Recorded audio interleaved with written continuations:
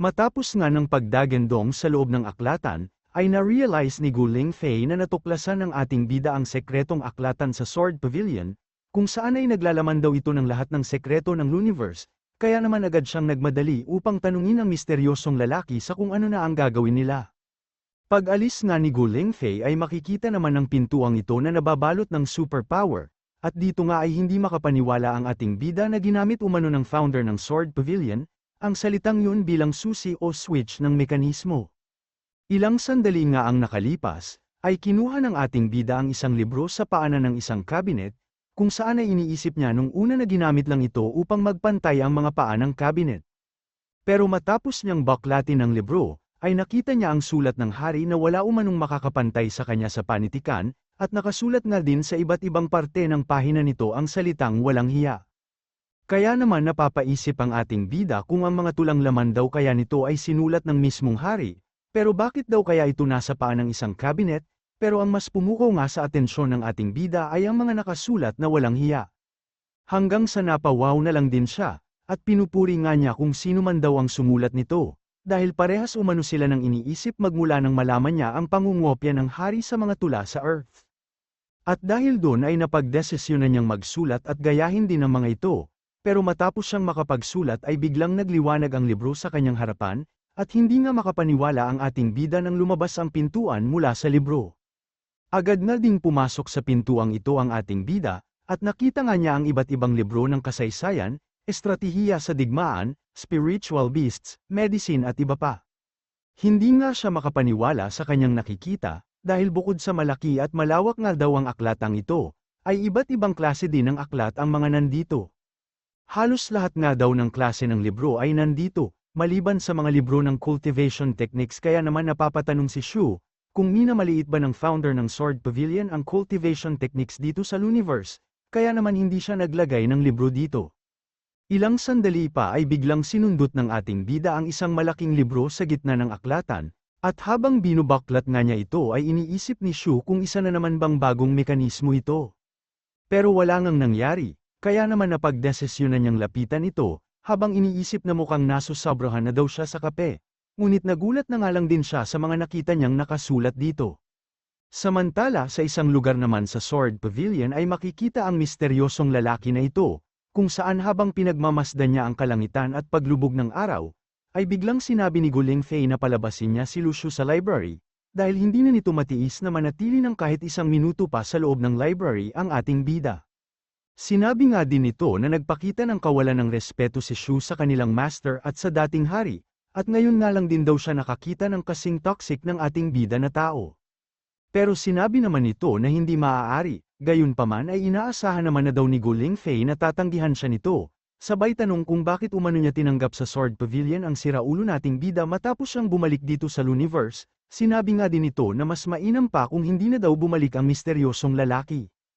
Agad na din itong nilapitan ni Gu Lingfei, at dito ay tinatanong niya kung bakit umano special ang pagtrato niya sa ating bida, sabay sabi na alam niyang talentado si Lucio, pero hindi naman daw siya kawalan sa Sword Pavilion dahil madami naman silang talentadong disipulo.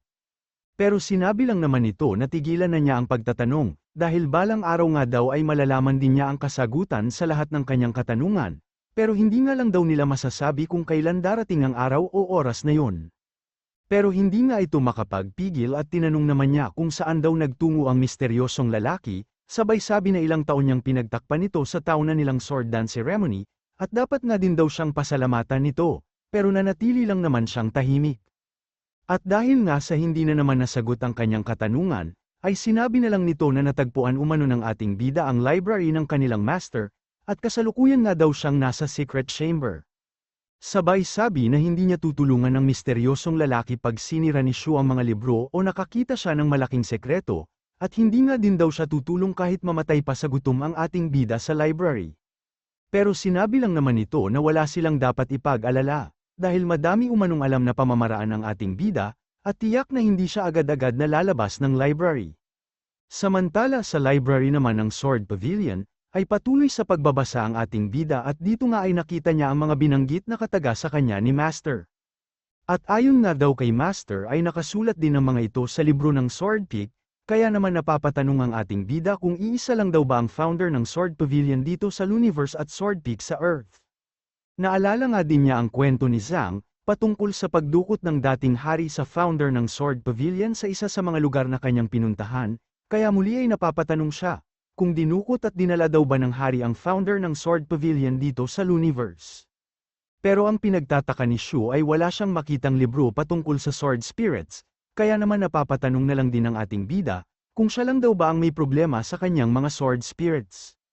Pero hindi bali na nga daw at magpapatuloy na lang siya sa pagbabasa upang makahanap ng paraan, kung paano sila makakabalik ng Earth ni Xiaoyu. At 2 linggo pa nga ang nakalipas, ay napapatanong na lang ang isa sa mga lalaking ito kung ano ang nangyayari, tinatanong nga din ito kung bakit umano kalahating buwan ang nagbabantay sa labas ng library, ang leopard ni Gu Lingfei. Malamang sa kakabalik mo lang kaya hindi mo alam ang chismis wika naman ng isa, at sinabi nga niya na si Lu Shu, ang bagong miyembro ng kanilang Sword Pavilion ay 2 linggo na sa loob ng library. Kaya naman muli ay napapatanong ang isa kung hindi daw ba kailangang kumain o uminom man lang ng ating bida, at yun nga din daw ang pinagtataka nila wika naman ng isa, sabay sabi na kahit sino sa kanila ay hindi alam kung ano ang itsura ng loob ng kanilang library, dahil hindi pa nga daw sila nakakapasok dito. Samantala gabundok naman na ng mga libro ang nabasa at nakita ng ating bida, pero wala nga daw siyang mahanap na pamamaraan o records man lang patungkol sa Space Channel, kaya naman napapatanong siya kung top secret daw kaya ang tungkol dito. At habang naghahalungkat nga siya ay bigla itong may napansin, at napapatanong na nga lang siya kung ito ba umano ang mga reports ni Wen Zaipi sa hari, napapatanong nga din si Shu kung bakit umano andito ang mga ito. At iniisip nga din ni Shu kung ang juwa ba ng hari na tinutukoy ni Wen Zaipi, ay ang founder ng Sword Pavilion. Sa patuloy nga niyang paghalungkat ay sunod-sunod na reports pa ni Wen Zaipi ang kanyang nakita. Kaya naman napapatanong na lang siya kung ang mga ito daw kaya ang dahilan, kaya siya pinatapon ginawang Celestial Emperor ng hari, kung ganun nga daw ay mauunawaan niya ang hari, dahil sobrang kulit nga daw ni Wen Zaipi. Naalala nga din niya ang sinabi ni Zhang dati na nasa closed-door training si Wen Zaipi, pero kung tama nga daw ang ating bida, ay ang pagkawala ng dating hari ang naging dahilan kung bakit siya napilitang nag-closed-door training. Sigurado nga daw na labis ang kalungkutan na nararamdaman ni Wen Zaipi ng mga panahon na yun, lalo at walang nang sasagot o sumasagot sa mga reports o pangungulit niya sa hari. Pero kung iisipin nga daw niyang mabuti, ay tila planado na ang pagdala at pagdating ng ating bida sa mundong ito. Ang Stargate nga daw ay matatagpuan sa South State, kung saan ay nakatalaga o nananatili ang mga tapat na tagasunod ng dating hari. Naisip nga din ni Shu na ang batong natisod niya ay nilagay din ng isang tao, pero kung hindi daw dahil sa tulong ng taong yun ay malamang sa hindi niya nalagpasan ang sword formation ng library. Bukod nga daw dun, ay mga libro patungkol sa kasaysayan ng Luniverse at estratehiya sa digmaan ang karamihang laman ng library na ito. At kung malawak nga daw ang kaalaman ng isang tao sa kasaysayan at estratehiya sa pakikipagdigma, ay siguradong walang makakapigil sa kanya. Kaya napapatanong na lang ang ating bida kung ito daw ba ang nais ng chess player, o ng taong nasa likod ng lahat ng ito. Napabuntong hininga na nga lang din ang ating bida habang sinasabi na sayang naman, akala nga daw niya ay isang independent na puwersa ang Sword Pavilion kaya siya nagtungo dito, upang makahanap ng paraan sa kung paano siya makakabalik sa Earth, at lumayo sana sa gulo at tunggalian. At dahil nga dito, ay naisip ni Shu na kailangan na lang niyang tapusin ang libro na kanyang binabasa, at matapos nga daw nito ay aalis na siya, dahil madami pang mas importanteng bagay ang kailangan niyang gawin, sabay sabi na ang paraan kung paano siya makakauwi ay wala dito sa Sword Pavilion. Samantala, dito ay sinasabi naman ni Gu Lingfei na agaw atensyon umano ang disipulo na tinanggap ng lalaking ito, at nang dahil nga daw sa ating bida ay dadalo ng seremonya ang 4 na Celestial Emperors. Sinabi nga din nito na masyado umanong demanding si Yu Fuyao, dahil nais umanong makita ni Yu Fuyao ang ating bida, pero sino daw ba siya sa tingin niya wika pa ni Gu Lingfei? Gayunpaman ay sinabi naman ng lalaking ito na pwede umanong makita ni Yu Fuyao ang ating bida, sinabi nga din niya na ang mga disipulo ng Sword Pavilion, ay walang kinakatakutan kaya hindi nila kailangang itago si Shu. Pero si Lu Shu na nga daw mismo ang nagtatago, at dahil sa 2 linggo na daw siya sa library, ay walang nakakaalam kung dadalo din ba siya ng seremonya. Pero sinabi lang naman ito na hindi niya kailangang mag-alala, dahil sigurado umanong dadalo ng seremonya ang ating bida. Hanggang sa bigla itong nagulat nang makaramdam siya ng malakas na energy wave, kaya naman napapatanong si Guling Fei sa kung ano ang nangyayari, at sinabi nga nito na ang lahat umano ay magsisimula ng magbago. Hindi naman naunawaan ni Guling Fei ang kanyang sagot, kaya tinatanong nito kung umiiwas ba siya sa kanyang mga katanungan. Hindi wika naman nito, dahil seryoso daw siya sa kanyang sinabi, pero ano daw kaya ang pipiliin o gagawin nilang hakbang sa pagkakataong ito, habang nakatingin sa unti-unting nagdidilim na kalangitan. Ilang sandali pa nga ang nakalipas, ay lalong lumakas ang pagkulog at kidlat na nagaganap, at sinabi nga ng lalaking ito na nagawa o nagtagumpay umano siya, habang tumatawa. Sinabi nga din nito na kahit maestro ay makakadaan umano sa pintuan na kanyang ginawa, kaya naman masyado ang tawa ng maestro sa kanyang tabi, na agad tinawag ang unang pulutong ng kanilang mga sundalo, dahil magtutungo daw sila sa Wonder Realm o Earth, upang lusubin at sakupin ito. Samantala sa Earth naman ay naganap din ang malakas na pagkulog at pagkidlat, at habang tumatagal ay lalo nga din lumalakas ang mga kidlat mula sa kalangitan. Kaya naman sinabi ng mga eksperto dalubhasa na masamang balita umano ito, dahil kakaibang astronomical phenomena nga daw ang kasalukuyang nagaganap dito sa Longmen Mountain. Sinabi nga din ito, na malamang sa isang space channel ito ayon na din sa binanggit ng Dragnet sa kanila, pero nagbukas nga daw ito ng mas maaga kaysa sa kanilang inaasahan. Kaya naman agad niyang pinatawagan si Tandang Bailey, upang ipagbigay alam ang kasalukuyang nangyayari at sabihin na kailangan nila ang tulong niya ngayon din. Pero biglang damanak ang dugo mula sa kanyang kasamahan matapos itong masaksak, kaya naman masyado ang gulat nito at nagdilim na nga lang din ang kanyang muka habang tinitignan kung sino ang may kagagawa nito. Ilang sandali pa nga, ay nagsunod-sunod pa ang mga sundalo ng Blackwing Army na lumalabas sa Space Channel o Portal, kung saan matapos lumapag ang mga ito ay agad silang sumugod upang umpisahan ang pagpatay. Pero bigla namang may gumamit ng Earth Element upang pigilan sila sa pag-abante, at para na din maselyuhan ang mga sundalo ng Blackwing Army. Dito nga ay sinabi ng lalaking may pulang buhok, na patungo na si Tandang Bailey dito, sabay utos sa ibang Earth-type Awaken upang iligtas ang iba nilang kasamahan. Sinabi nga din ito na sila na ang bahala sa likuran at kailangan nilang magmadali, kung ayaw nilang mamatay dito. Ilang sandali pa ay sinabi ng mga ito na basta makasurvive ang kanilang mga kasamahan, ay handa silang magbuwis ng buhay. At mukhang magkakatotoo nga ang kanilang mga sinabi, dahil nawasak ang selyo at depensa nila kasabay ng pagdakot sa kanyang muka, ng sundalo ng Blackwing Army at sinabi nga din ito na lahat sila ay mamamatay sa kanilang mga kamay. Agad namang nagtungo sa ilalim ng lupa ang ibang miyembro ng Dragnet and Snares, kung saan ay sinasabi pa ng isa na walang mangyayari sa kanilang captain dahil elite umano siya. Pero mayroon nga ding mas malakas na gumamit ng Earth Element mula sa mga kalaban, at dahil sa atake nito ay bigla silang nagtalsikan palabas mula sa ilalim ng lupa. Matapos naman silang bumagsak, ay makikita natin ang dambuhalang ito kung saan ay dakot pa niya ang ulo ng miyembro ng Dragnet and Snares. Dito ay sinabi din ng dambuhala na ang utos ng Celestial Emperor ay patayin ang lahat ng makita nila, sabay utos sa kanilang mga sundalo na umatake. Agad naman nilang sinugod at inatake ang mga miyembro ng Dragnet and Snares, pero bago pa nga tumama ang pag-atake nila sa mga ito, ay mayroong mabilis na umatake at pumatay sa kanila. Ito nga ay walang iba kundi si Tandang Bailey, na sinasabing hindi makatao ang kanilang mga kalaban, dahil sa inaatake ng mga ito maging ang mga lahat ng kanilang makita. At matapos nga nilang makita si Tandang Bailey, ay agad na sinabi ng isang ito na kailangan nilang mag-ingat, andito na ang Stage 1 cultivator nila wika pa nga niya, pero muli ay agad namang naghanda ng pag-atake si Tandang Bailey, at mabilis nga din niyang pinaslang ang mga ito. Ilang sandali pa ay lumapag ito at habang naglalakad na siya, ay iniisip niya na daan-daang sundalo ng mga kalaban ang agad na sumugod matapos magbukas ang portal, kaya malamang umano sa matagal na nilang plano ang paglusob na ito. At habang patuloy nga siya sa paglalakad ay mayroong mabilis na patungo sa kanya, kaya naman masyado ang gulat ni Tandang Bailey nang makita niya ang lalaking ito, na mabilis na naglunsad ng pag-atake sa kanya at naging dahilan ng pagdanak ng dugong ito. Agad nga din nilang inumpisahan ang paglilikas sa mga mamamayan sa Longmen Mountains, kung saan ay pinapapunta nila ang mga ito sa shelters. Samantala sa paanan naman ng Longmen Mountain, ay makikita ang grupo ng Dragnet and Snares na naghahanda sa pag-atake, kung saan ay agad ding dumating sila Negrito at Suan, na tinatanong kung ano ang nangyayari dito. Sinabi nga ni Yutang na nagbukas ang portal ng mas maaga kaysa sa kanilang inaasahan, At dahil nga daw sa hindi pa nagsasarado ang portal, ay malamang sa naghahanda ng malawakang pag-atake at pagsakop ang mga nasa kabilang panig nito.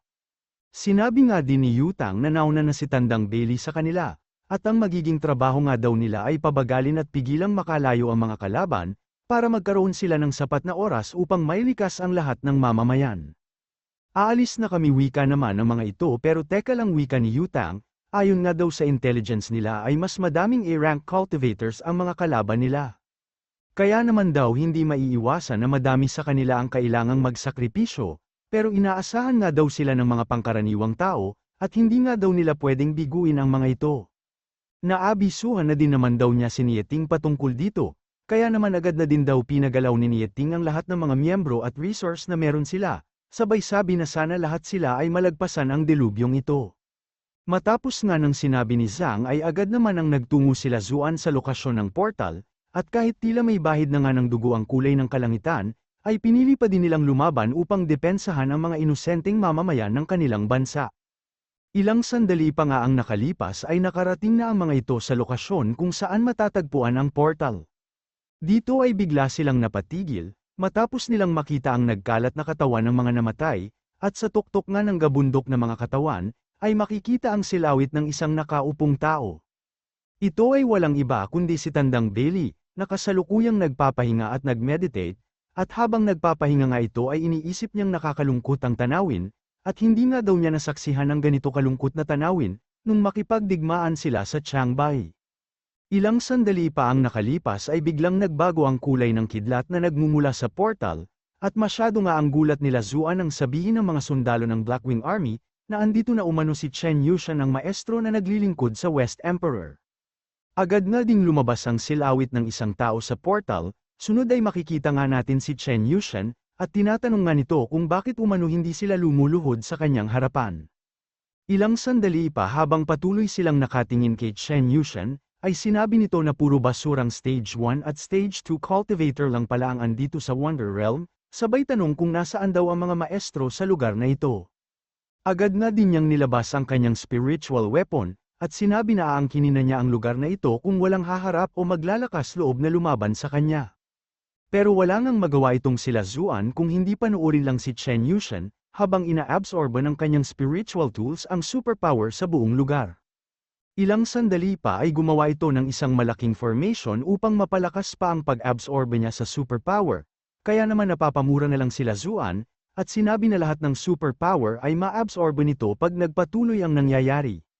Masyado nga ang pagtawa nitong si Chen Yushan dahil wala umanong makakapigil sa kanya dito, habang patuloy na ina-absorba ng kanyang spiritual tools ang lahat ng superpower. Pero habang patuloy nga siya sa pagtawa, ay mayroong isang mabilis at tila kidlat na enerhiyang nagmula sa kalangitan ang nagtungo sa kanyang formation, na naging dahilan ng agarang pagkawasak nito. Nawasak nga din maging ang kanyang spiritual tools, kaya naman masyado ang gulat nito, habang iniisip na nakakatakot umano ang pag-ataking yon, at hindi nga daw niya inaasahan na mayroon siyang makakaharap na malakas na maestro sa lugar na ito. Ilang sandali pa ay unti-unting nagliliwanag o umaaliwalas ang kalangitan, at nakarinig nga ito ng isang mahiwagang tinig na nagsasabing lumayas siya dito, kaya naman agad siyang naalerto. Habang patuloy nga itong nakatingin sa kalangitan, ay agad na sumulpot si Nieting mula sa kanyang likuran upang maglunsad ng sneak attack, pero mabilis naman siyang nakatakas sa ginawang pag-atake ni Nieting. Agad na ding pinagpawisan ng malapot itong si Chen Yushan habang lumilipad siya palayo kay Nieting, na nakuha pang mag-post at magpa-picture, matapos siyang lumabas sa ginawa niyang space gamit ang kanyang abilidad. Masyado naman ang tuwa nila Zuan matapos nilang makita si Nieting, sinabi nga din ng mga ito na masunurin daw si Chen Yushan, dahil matapos sabihin ni Nieting na lumayas siya, ay agad itong lumipad palayo. Gayunpaman, ay mabilis naman siyang sinundan ni Nieting at naglunsad nga ito ng sunod-sunod na pag-atake. At dahil nga sa takot na tamaan, ay agad na lumipad pababa si Chen Yushan upang iwasan sana ang pag-atake ni Nieting, pero ang hindi niya alam ay tila may tracking device ito. Nakuha pa nga nitong isipin na kakaiba umano ang pag-atake ni Nieting, kung saan ay nakuha din niyang tanungin ang kanyang sarili kung bakit hindi niya matakasan ito, pero dahil nga sa kakaisip niya, ay tumama sa kanya ang pag-atake ni Nieting, na nagdulot ng malakas na pagsabog.